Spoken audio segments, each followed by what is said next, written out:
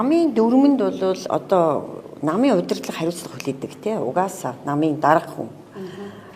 Тэгэнгүүт өмнөх дөрмүүдэд бол намын дарга нь өөрийнхөө галтгоог авч авах хүнээ шууд одоо оруулаад батламжлуулдаг байсан. Одоо жишээлбэл хамгийн сүүлийн жишээ гэхэд ган төмөр дарга тий.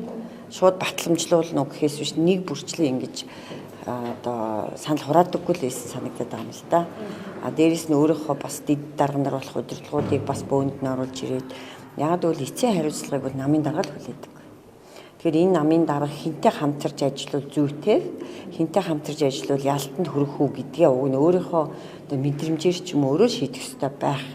Тэгэхээр цаашид магадгүй энэ намын дөрмөнд бол бас өөрчлөлт хийгээд яг намын галтгоо тий ерөнхий нарийн бичгийн даргынхаа энэ албан тушаалд бол цэвэр намын дарга өөрөө ингэж шийдвэр гаргаж яг ёсчлон батламжлуулах асуудлыг бол үндэсний бодлого хороогоор хийж болох байх. Түүнээс биш ингээд өөрөө ингээд намын дарга байж те өөрийнхөө галтгоог хариуцлах хүнээ оруулж ирэхээр л ингээд буцаагаад байхаар энэ бол жоохон зохимжгүй. Гэхдээ би бас гайхсан дөрмөнд өөрчлөлт орсон юм билээ. Тэгээд дөрмөө ингээд дагаад санал хураагаад байгаа юм билээ. Тэгэхээр энэ дөрмийг эргэж харах шаардлага. Одоо та нар санаж байгаа бол өмнөх гандмар даргын үед бол шууд оруулж ирээл. Тийм. Тэгэл танилцуулаад болцоо. Одоо зүгээр жишээлж авч үзэх юм бол ерөнхий сайд бид нар чинь энэ бол буруу юм байна гэдэг шийдвэрт хүрээд үндсэн хуулиндаа өөрчлөлт оруулаад жишээлбэл засгийн газрын тэргүүн өөрөө кабинетийнхаа гишүүдийг оруулж ирээд өмнө нь нэг бүрчлийн санал хураагаад балардаг байсан шүү дээ тий.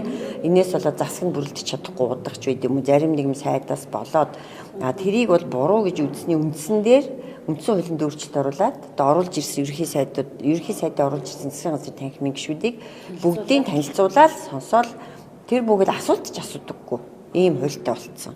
Яг тэрнтэй агаар нэг магадгүй одоо намын даргаа нэгэнд сонгогдсон тийм үү итгээд энэ хүн энэ намыг авч явна гэд ингээд нэгэнд итгэсэн бол тэр намын даргынхаа оруулж ирж байгаа хүнийг одоо зарчмын хувьд дэмжих ёстой. Тэгэхдээ намын дарга бол мэдээж бас тий одоо яаж хэнийг оруулж ирвэл те энэ нам эв нэгдэлтэй байх уу гэдэг талаасаа харах нь зүг баг.